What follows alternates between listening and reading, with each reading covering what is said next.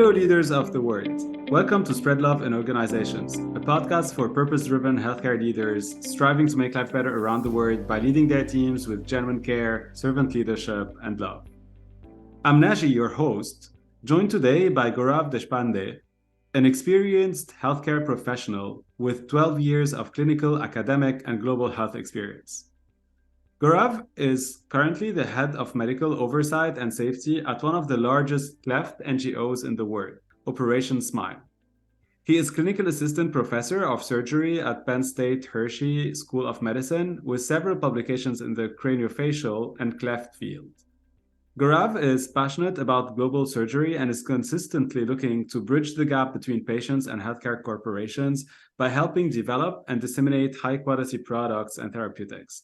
Gaurav, it's such a pleasure to see you again and have you with me today. Thank you so much, Naji. It's a pleasure to have you on your show, and I'm very excited about this meeting. Thank you so much. Can you share with us first your story from dental to specifically cleft surgery, MIT Sloan, and now leading medical in one of the largest NGOs for cleft? What's in between the lines of this inspiring journey? Well, I mean, if I would write this story, it probably would inspire a Bollywood movie for sure, because there are so many unbelievable events that happen in between all this, phases of my life. So I did my oral and maxillofacial surgery residency in 2010, and I was an assistant professor at one of the teaching hospital in Mumbai. And there was this opportunity that came in where Operation Smile was doing a humanitarian mission, so a short-term surgical program in the northeast part of India, Guwahati, which not many people knew. It was considered a remote area. There was a lot of insurgency problem at that point of time, a lot of political instability, etc. So what's not a very great place to go, but when they came there and started a program with the Ministry of Health, and I got to know about it, I signed on that program as an observer, because to be honest, I had never ever seen a patient with cleft lip and palate and this kind of facial differences in my life, because all those usually went to the facial plastic surgery department, not us. So I was here, I showed up, I got selected as an observer, and the team leader asked me, how many clefts have you done? How many cleft surgeries have you done? And I was like, should I tell him a few? Or, the devil was pointing me with his trident. But, I told him the truth. Boss, I've never seen a case patient with my life. It was just theoretical from the books. And, you should have seen his expression. Can you share with us a little bit more about cleft patients? I'm not sure everyone listening to us today know about it. Sure. So cleft lip and palate is the most common facial congenital anomaly in very technical terms. Now, let me make it simple. It's basically, when a human being is developing in a mother's womb, there are chances 1 in 700 times that baby would not have a complete union of the facial tissues. So what that leads to is there is like a hole in the palate or the lip as we see them. We probably have seen people with a scar on their lip who are not able to talk clearly when we speak with them, either on subway or one of our friends or somebody's friends. And as I said, it's the incidence is 1 in 700, so it's pretty common. And especially it's more common in countries who lack resources, where the nutrition is a problem, healthcare is not very good, diagnostics are not very good. So this is what cleft lip and palate is like. It's a condition that we are born with. So I started working with this gentleman. His name is Alex Campbell. We became friends for life, and he's my mentor teacher. And I was so inspired by this that I decided to shut down my practice in Mumbai and move to Guwahati and work with them at the center. My wife joined later after 6 months because she was running a clinic, and it was not very easy for her to directly shut it down. But she came in, she started a dental department there. We worked for around 4 years there. I took care of 16,000 patients. Was a was a great experience for us, not just helping kids, but also to develop our personal careers and life. And then we moved back to Mumbai, started a similar center at a teaching hospital in Mumbai, did the same work for 6 years with the Ministry of Health, the Government of Family Welfare and Health, help more kids. And I always wanted to do administration because, when we were running our center, a lot of things we did had that administration flavor to it, but we never knew about formally management, what it is. I had no clue because doctors in medical profession, the problem is they do not, and you're aware of it, they do not teach us anything about finance. They do not teach anything about economics, accounting, nothing, right? And it's so important because doctors, in a way, are business people. So so COVID hit, we had to shut down elective surgeries, which is, we only were operating emergency surgeries. So that gave me an opportunity to appear for the GRE, perform decently well, then apply for Sloan, and luckily got there and pursued my dream course. Well, thank you for sharing this. I want to go. Let's start by the end. So you said your dream course. You talked about administration and how to lead, organizations. So you moved from academia, from clinical surgery, where you were having immediate impact on majority kids, to now leading nonprofit organizations more on the admin side, as you described it. What have you learned through this transition? And do you have any advice you can share with those who are thinking about such transitions today? Yeah, that's a great question, Naji. And I think it's very common these days for clinicians to, pursue their dream, and that may not be surgery. And you pointed out correctly, right? When you're operating on a kid, you are impacting that kid and their family. It's a 45-minute operation. So I'm talking about cleft surgery. It's a very simple operation, but has such a big impact, right? I always thought that, whether it's a good idea to leave this, because you see that happiness in the mom's eyes when you give that, new smile to the child. But then I realized is that, okay, surgery is great. It impacts one child at a time. But what if I pursue this dream of administration and work for, let's say, Operation Smile? At that time, it was not fixed. But even healthcare companies, even biotech, pharma, any healthcare company would give me an opportunity to impact larger audience in that amount of time. So I think it was that thought that, the impact that I would create over a larger population in short amount of time, that was very pleasing for me, and that gave me inspiration to change this field. And I think the same advice goes to whoever is at this point thinking about it. We all are passionate as physicians, but we all sometimes are stuck in that idea is that direct patient care is the only way we can impact as physicians. But I think there are so many other alternatives to that, and you've been doing that, Naji, yourself, and we have so many other examples where people have actually impacted a larger population with, in a shorter period of time when they pursue both. And for me, actually, Operation Smile is kind of a dream job as well, because I can operate on the medical programs. So I can go as a volunteer and, continue that surgical skills and practice administration. So, I get to enjoy the both parts of the worlds. Well, that's great. And talking about large impact, it's just incredible what you've been able to do through this journey. And it feels like a full circle now, being in this organization and doing it at that big scale globally. I'd love to hear, as you are going through it, and really you're in the nonprofit with Operation Smiles, how do you see NGOs' role in the healthcare ecosystem? Several times, and as you said, so I relate to your journey, and also I'm in the biotech, biopharma industry. We hear about several partners, but it's true nonprofit is not one of the first that would come into place, even though it has such a big impact. And usually, unfortunately, with underrepresented or smaller populations or those places where healthcare is a need or is a lack. So I'd love to get your thoughts as you're now a leader in those organizations. How do you see your role as NGOs in the ecosystem? So I feel, Naji, that nonprofits are like the catalyst to the process.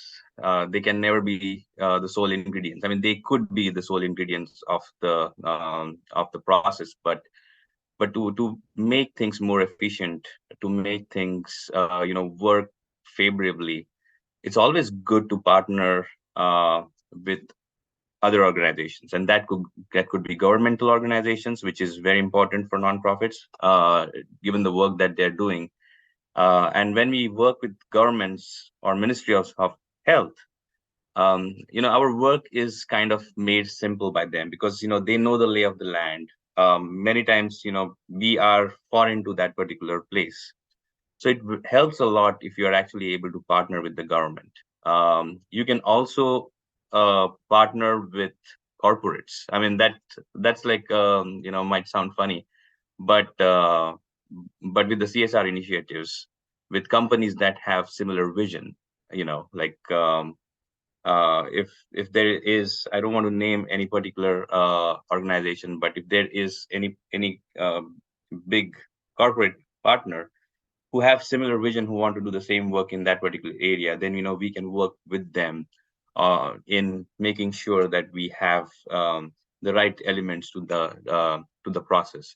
So I think nonprofit is that catalyst. So it brings in the government together, the corporates together. It has its own team. It's been doing this for that particular specific job for many years. That helps to build the contacts as well. So working together is always the best way going forward, especially in the low middle income countries, because again, we can impact the lives of many more people by doing so. Talking about Operation Smile specifically, we've always historically been a surgical mission, humanitarian mission driven organization. So what we did was we used to form a team and then send them into these countries to take, and we had local foundation who would find these patients who needed the care. We would go there, operate, give them comprehensive care, and then the team flies out with a few people staying in the country to take care of the after surgery care, right? But now we are moving forward towards strengthening the local healthcare system. So our focus now is on education and training. So whenever we are taking care of children, we are making sure that we are actually harnessing the local healthcare resources like surgery, anesthesia, pediatrics, biomedical, and we give them the necessary training so that they can now start taking care of their own children. And this is again done in partnership with either the Ministry of Health, large corporations, which for profit, who help us, in donations in kind, cash, which help us to, take care of the patients, take care of the surgery, give them a complete care, not just surgery, which includes dentistry, speech therapy, psychosocial care, etc., which is also very important. So, I don't know whether I was able to answer your question, but long story short, I think it's the nonprofit role as a catalyst that is very important in bringing all this partner together and forming that good team. Yeah, you answered this question and my second one, which was around bridging the gap. It's one of your passion between patients and corporations, and you definitely talked about how you are doing it with your current role. So let me pivot to another question that is more personal, and talking some MIT Sloan language. I'd love to hear more about your leadership signature. How do you define it, and how your leadership journey has been going? I think to define the leadership in one word, I would say it as being an empathetic leader is so important. Many times we are so engrossed into what we want to do. We are very focused on achieving our goals. And that point of time, we forget that, there are human beings around us who are also doing the same thing for us. I remember I was working with a senior plastic surgeon in India. He was an American plastic surgeon and spending 6 months with us at this center. He would operate all day. And in the afternoon, when it was lunch, there was no lunch time, but whenever you finish your surgeries, you come and you have lunch. This gentleman would go and see the patients who are waiting. And when I was to say, Sam, you should come and have your food. Must be tired. You've been working all day. He said, but these kids are also waiting for us all day. So, let me take care of them so that they can have their food and I can have it later. So that kind of empathy, when you see from people, you get so inspired. And I think Sam Fuller is the name of the gentleman who has taught me that. And I would never forget spending 6 months with him. We are still great friends. Is to care for others, to take them together, join hands. There would be instances where, there would be deadlines, there would be crunch times. But I think if you have developed this relationship with your team, I think it goes so far to solve the purpose rather than, being very objective about the work that we do. So I think it's a mixture of that. But to summarize it, I think being an empathetic leader is so important in today's world, and that's all I can say. Gaurav, so you talked about something that might seem obvious, but unfortunately we don't see it. It's this empathy toward your patients when you're a healthcare provider. I'm saying obvious because many times you think like, yeah, healthcare providers are built that way, which is, as we both know, not always the case. And then you also talked about empathy towards the people you're working with to provide this care, or in your nonprofit work, to be able to lead and bring even more impact. Do you have any thoughts or stories, especially in Operation Smile, as you're leading across cultures, across really different countries? How do you think about those really, I don't want to say cross-functional, but really like putting people from different places with a huge diversity to be able to bring an impact in those underserved population? How does the magic work somehow for you to be able to impact kids' lives? It's such a great question, Naji, because it's so relevant to us. So Operation Smile headquarters is located in Virginia Beach, Virginia. And we work in 36 different countries. Each of them have their own foundations. Each of them have their own leaders. So, it's not the way that we can actually direct them to, do things like this. But rather than, respecting the local culture, respecting the local leadership is so important in this case. And I think the communication is extremely important, right? Not just the communication, but the way it is communicated is so important. What we do at Operation Smile headquarters is, are like a back-end support for them. So we encourage the local leadership to take care of their own problems. And whenever they have any issues that are, difficult to address, then we are always there with our resources to back them up. So I think the most important point here is to respect the local foundations, the local people. Many times what happens is, we have the right experience, we have the right knowledge, but we do not know how that right knowledge and right experience can, be of relevance in that local particular region that we are working in. So I think mutual respect to our colleagues from the local foundations, to the local organization, the local companies is very important to get their perspective in rather than having a unilateral decision. We believe in having that dialogue with them and discussing, brainstorming the difficult problems. Easy ones are, they solve it. We say, awesome, great job. When there are difficult problems to solve, we all sit together, get their ideas. We do definitely give some recommendations from our side, and obviously offer help with other resources that as a headquarter organization would have. Um, so I think it's that combination of respect and good communication, uh, not being very direct about telling them how to do things, but rather getting the ideas from them and then mutually agreeing to what works best in that region, is what is working so well for us. So I'll give you now a word and I want your reaction to it. The first one is leadership. Hard. The second one is health equity. We're getting there. Yeah, do you think so? Do you feel we're striving? Do you think we're getting there? And what We are is your far less, thoughts? but we're getting. Yeah, but I'd love No, you to get your thoughts. You're obviously working on equitable yes. issues with cleft. Yeah. So, when during our time at MIT, I was in healthcare club, and me and three other amazing individuals, we worked with Biogen um, on health equity, the same topic. And that was kind of an eye opener for me. When we were doing our research, the background research is how far we are.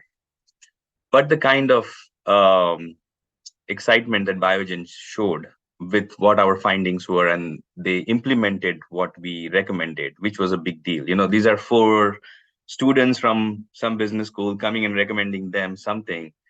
It's a multi-billion-dollar corporation, and they actually implementing that was such an amazing feeling for all of us. And that showed us that confidence that people are really thinking about it. And we have so many other examples. I'm probably ignorant about other corporations, but this is my personal example.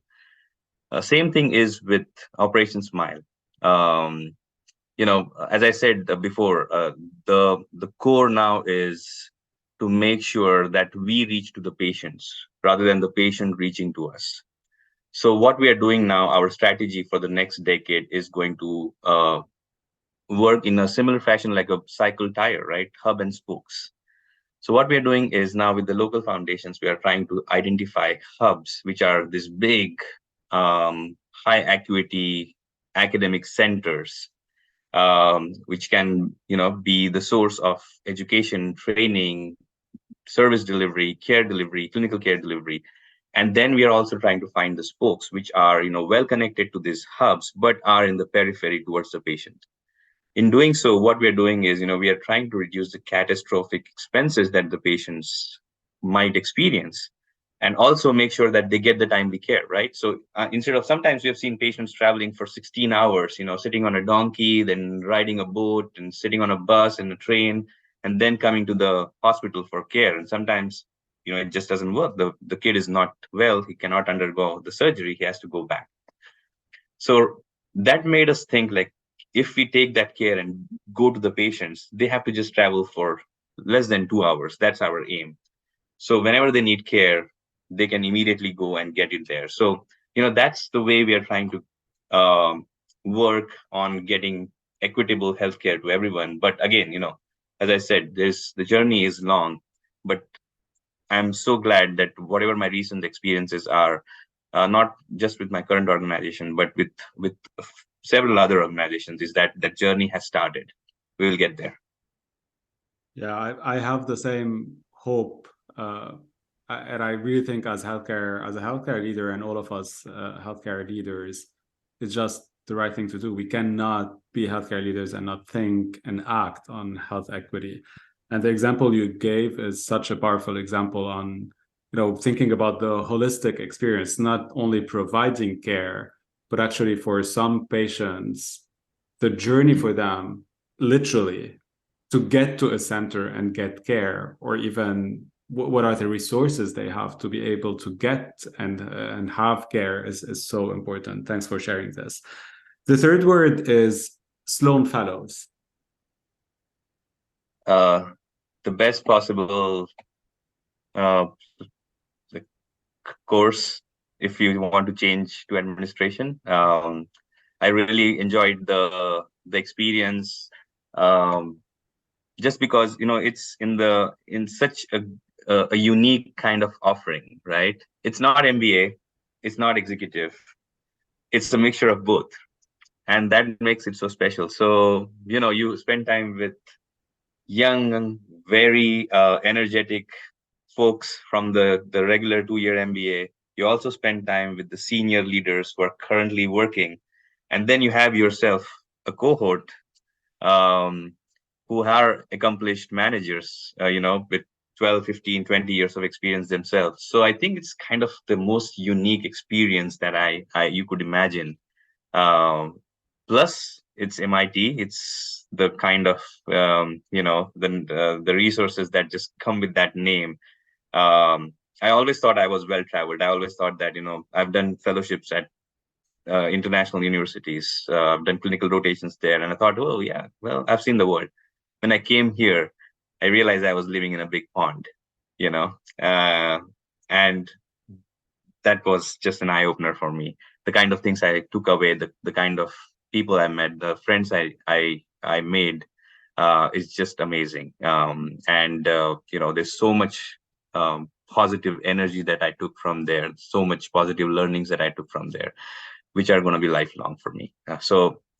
In one word, it was amazing, and a life-changing experience for sure.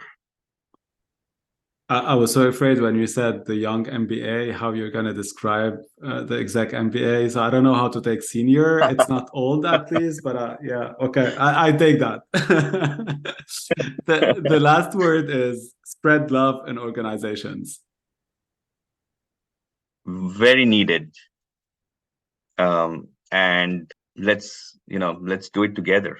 Uh, that's a wonderful feeling, when you give a compliment to your coworker, when you just give them that encouragement when they are really down, when in simple ways, very simple ways, show your appreciation, and the kind of impact that it makes on them is so huge. um you know we've all heard, and we have all in various fields have experienced toxic culture. We have also been lucky where we have found that one or two or three or four co-workers who have been completely opposite, very positive, very optimistic, full of love. And we all agree that our output, our efficiency is very high when we are actually working with these individuals who are positive, who mean love, who I keep using this word too often, empathetic. It's so important in my life, and I've seen how it benefits. Um, so, I mean, whoever is listening, I can just request them. It's a very simple thing to do. It's just to be kind, be empathetic towards your colleagues. Make sure that you see their side of it. Sometimes we are, as I said, we are very focused on our outcomes, and we do not see that, okay, this person is also a human being. He also has a family, may have some issues. But when we start thinking holistically about all those things, I think just not better humans, but also better managers. So I sincerely hope that in the next decade or so we'll be in a different place. Any final word of wisdom, Gaurav, for healthcare leaders around the world? Well, I mean, I have been very honored to have seen and experienced different styles of healthcare leaders. And the only thing I would, suggest, I mean, I'm not sure whether I even have that position to recommend, but what I could just suggest from my end, the small experience that I have is, there is so much need in the world. There are millions of people who lack access to uh, safe care, safe clinical care, safe medicines, safe diagnostics. And, we are losing precious lives because of that difference in the distribution. So my humble request to all the healthcare leaders in whichever field, they are, is if we can work together, and think about this inequity in the distribution and make sure that we work towards that.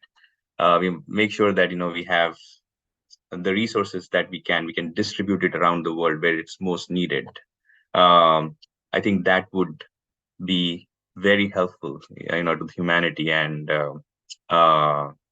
in general, it will be very, very impactful. So that's the humble request to everyone. That is such an important issue and topic that needs to be addressed. Thank you so much again for being with me today and for this incredible chat. Thank you so much, Naji. You are an inspiration for me. I've learned a lot from you with our short chats during Sloan as well. So thank you for this lovely endeavor that you're doing. I follow it very keenly, and so many fabulous leaders that you've spoken to in the past, and I feel lucky and honored that you thought of me. Thank you so much. Thank you so much. Your words mean a lot, and yeah, we're so many leaders, more than 100 now, who are definitely striving to make life better around the world by leading from a place of love, and you're one of them. It's been an honor to have you, Gaurav. Thank you. Thank you all for listening to Spread Love in Organizations podcast. Subscribe and connect with us on SpreadLoveIO.com or wherever you listen to podcasts. Most importantly, spread love in your organizations and spread the word around you to inspire others and amplify this movement our world so desperately needs.